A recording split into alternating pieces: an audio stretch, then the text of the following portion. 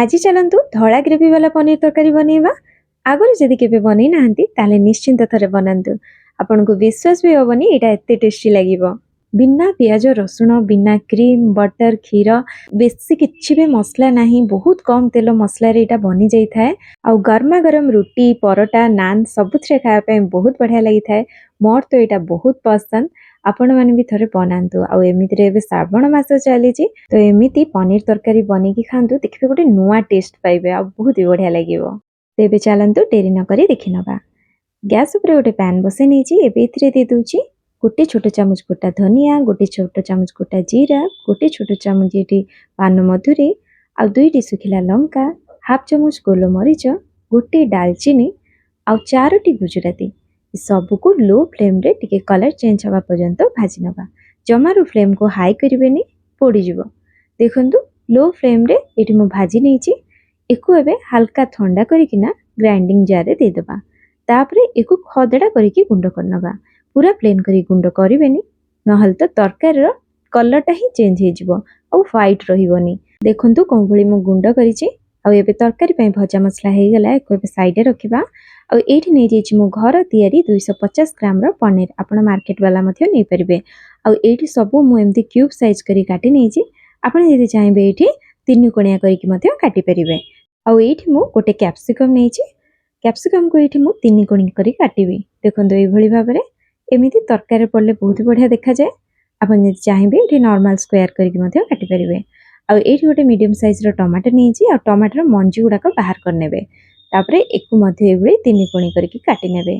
सुंदर देखा जिवो। देखंतु एई भली भाबरे। आ एबे तरकारी पई बेस तयारी करिबा।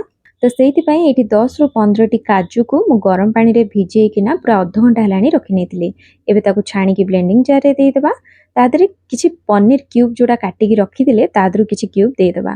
पनीर जदि आपण पकेबे ना, आपनको क्रीम दरकार नै, ग्रेवी बहुत ही बढ़िया बहलिया हे जिवो आ बहुत बढ़िया लागिवो खाइबा पई। पूरा क्रीमी टेक्सचर आसीबो तरकारी रे। देखंतु एबे इतरे अल्प पानी देकी पूरा चिकन करी ग्राइंड करिबा। देखंतु एई भली पूरा चिकन स्मूथ करिकि ही ग्राइंड करिवे, बहुत ही बढ़िया ग्रेवी बनिबो। एबे गैस ऊपर बसे नेछि गोटे पैन टे। एबे इथिरे दे दबा गोटे बड़ चमच गुआ घियो। ए तरकारी को गुआ घियो रे बनैले बहुत टेस्टी लागे। आपण यदि गुआ घियो खांतिनी ताले आपण रिफाइन तेल रे मथे बनै परिबे। एबे इथिरे पनीर दे दबा, गोटे साइड हबा को दबा। तापरे ताको उल्टेई की दुई पाख नाली करिकिना भाजी नबा। आ पनीर जेमती रही की टाण न हबो सेइथि पई किना मु एठी गोटे जागा रे उषुम पानी रखिछि। सेइथरे बे पनीर को दे दबा और छाड़ दबा। एमती बुड़ी की उषुम पानी रे रहिले पनीर बिल्कुल भी टाण हबनी आ पनीर सॉफ्ट हेले तरकारी भी बहुत बढ़िया लागिवो। एबे सेई पैन रे आउट के घियो दे दबा और सेइथरे कैप्सिकम टमाटो को देई किना हल्का टिके एपट सपट करके भाजी नबा। हल्का टिके कलर चेंज हे जिवो। परिवा गुडा टिके क्रंचीनेस रहिले ही खाया को बहुत बढ़िया लागिवो। बेसी सिजी गले भल लागिवनी। देखंतु एटे हे गलानी काढी नबा। एबे पुणी गोटे कढ़ई बसाई नबा। सेइथरे आमे 3 बड़ चामच गुआ घियो दे दबा, गोटे तेज पत्र दे दबा और हाफ चामच अदा छेचा दे दबा।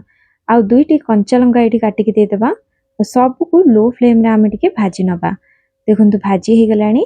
एबे जो काजू आ पनीर रो पेस्ट ता रखिथिले सेटा आमे दबा। गैस रो फ्लेम को पूरा लो कर देबे, नहल तो पोड़ी जिवो। आ काजूटा बहुत जल्दी तळी लागि जाए, तेणु करी एको कंटीन्यूअस ए भली गोळौथिबे। मझरे मझरे ए भली गोळौथिबे। गोळी किना पूरा ताकू भल्लो की कसी नेबे, जेमती काजूरु तेल छाड़ी आसीबो। 3-4 मिनिट कसी नेला परे एटा हे गलानी, तेल छाड़ी आसलानी। एबे एटा हेला कि नाही कि आपण जानिबे केमिति, एमिति कढ़ईरु छाड़ी आसीबो। देखंतु एटी बढ़िया भाबरे एटा हे जाईची। एबे इथरे दे दबा हाफ किना दही, पूरा फ्रेश दही नेबे, बिल्कुल भी खटा दही नेबेनी। आ दही को भल्लो भाबरे फेंटी की स्मूथ कर देबे। सेमिति पकेबेनी, नहले छिंडा छिंडा हे कि रहिबो, भलो लागिबोनी। ए भली स्मूथ करके फेंटी देबे। देखंतु ए भली। एबे गैस रो फ्लेम को पूरा लो रे रखिकी धीरे धीरे अल्प अल्प करके पकेबा और गोलेबा। एइटा को निश्चिंत ध्यान देबे, नहल तो तरकारी पूरा खराब हे जिवो। तेणु करिकि अल्प अल्प मु जेमती पकोउची पूरा गोळौची आ सेई भली गोलेबे और गैस रो फ्लेम को पूरा लो रे रखि दिबे। एका थरकरे दही पके देबेनी, नहल तो फाटी जिवो और दही अलगा आ तेल अलगा हे जिवो। तेणु करिकि ए भली करिवे। आउ मने रखंतु जे पर्यंत दही फुटी न आसीची से पर्यंत आपण कंटीन्यूअस ए भलिया गोळौथिबे। थरे फुटी गला परे आउ दही फाटिबनी बिल्कुल। एई छोट छोट जिंस को जदी ध्यान रे रखिबे ना, ग्रेवीटा पूरा क्रीमी बनिबो आ बहुत ही बढ़िया लागिबो खाइबा पई किना। ଦେଖନ୍ତୁ ଏବେ ଦେଖନ୍ତୁ ଫୁଟି ଆସିଛି କେତେ ବଢ଼ିଆ ଏମିତିଆ ଟକମକ ହେବା ଫୁଟିବା ପର୍ଯ୍ୟନ୍ତ ଆପଣଙ୍କୁ ଗୋଳେଇବାକୁ ପଡ଼ିବ। କେତେ ବଢ଼ିଆ କ୍ରିମି ହେଇଛି ଦେଖନ୍ତୁ। ଗ୍ରେଭି ଏବେ ପୁରା ରେଡ଼ି ହେଇଯାଇଛି ଆଉ ଆଗ ଅପେକ୍ଷା ଟିକେ ବହଳିଆ ମଧ୍ୟ ହେଇଯାଇଛି। ଏବେ ଏଥିରେ ପନିରକୁ ଦେଇଦେବା, ତାପରେ ସ୍ୱାଦ ଅନୁଯାୟୀ ଲୁଣ ଦେବା। ଲୁଣ ଆଗରୁ ପଡ଼ିନି, ଏବେ ହିଁ ଲୁଣ ପକାଇବେ। ତାପରେ ଗୋଟେ ଚାମଚ ଏଥିରେ ଚିନି ଦେବା, ଯେହେତୁ ଦହି ପଡ଼ିଛି ଟେଷ୍ଟର ବାଲାନ୍ସ ପାଇଁକିନା ଚିନି ଦେଇଦେବେ। ଆଉ ଏଇ ତରକାରୀଟି ହାଲକା ମିଠା ଲାଗେ, ଭଲ ଲାଗିବ ଖାଇବାକୁ। ତାପରେ ଏଥିରେ 2 ଚାମଚ ଯେଉଁ ଭଜା ମସଲା ଗୁଣ୍ଡ କରିକି ରଖିଥିଲେ ସେଇ ଭଜା ମସଲାରୁ 2 ଚାମଚ ଦେଇଦେବା। ତାପରେ এই ସବୁକୁ ଗୋଳେଇ ନେବା ଭଲ ଭାବରେ। ଏବେ ଏଥିରେ ଭଜା କ୍ୟାପ୍ସିକମ୍ ଆଉ ଟମାଟୋକୁ ଦେଇଦେବା। ତାପରେ ଏଥିରେ ହାଫ୍ କପ୍ ପାଖାପାଖି ପାଣି ଦେଇଦେବା, ବେଶୀ ପାଣି ଦେବେନି, ଟିକେ ଲଟପଟିଆ ହେଇକି ରହିଲେ ହିଁ ଗ୍ରେଭିଟା ବଢ଼ିଆ ଲାଗିବ ଖାଇବା ପାଇଁକିନା। ଏବେ ଏକୁ 2ରୁ 3 ମିନିଟ୍ ପର୍ଯ୍ୟନ୍ତ ଫୁଟିବା ପାଇଁ ଦେବା। ଦେଖନ୍ତୁ ଭଲକି ଟକମକ ହେଇକି ଫୁଟି ଆସିଲାଣି। ଏବେ ଉପରୁ କିଛି କସୁରୀ ମେଥି ଆଉ କିଛି କଟା ଧନିଆ ପତ୍ର ଦେଇଦେବା। ଆଉ ଗ୍ରେଭିଟା ଯେମିତି ଆପଣ ଦେଖୁଛନ୍ତି ଏବେ ଅଛି, ଟିକେ ସମୟ ପରେ ଆହୁରି ଟିକେ ବହଳିଆ ହେଇଯିବ। ଆଉ ଏଠି ଦେଖନ୍ତୁ ଆମର ରେଡ଼ି ହେଇଗଲା ହ୍ୱାଇଟ୍ ଗ୍ରେଭି ବାଲା ପନିର ତରକାରୀ ବା ୟଖନି ପନିର। ବହୁତ ବଢ଼ିଆ ଲାଗିଥାଏ। ଲଚ୍ଛା ପରଟା ହଉ କିମ୍ବା ନର୍ମାଲ ପରଟା, ଏକୁ ଆପଣ ଖାଇବେ ବହୁତ ହି ବଢ଼ିଆ ଲାଗିବ, ଗୋଟେ ନୂଆ ଟେଷ୍ଟ ଦେବ। ବଢ଼ିଆ ଲାଗିଥାଏ ଖାଇବା ପାଇଁ, ପୁରା କ୍ରିମି କ୍ରିମି।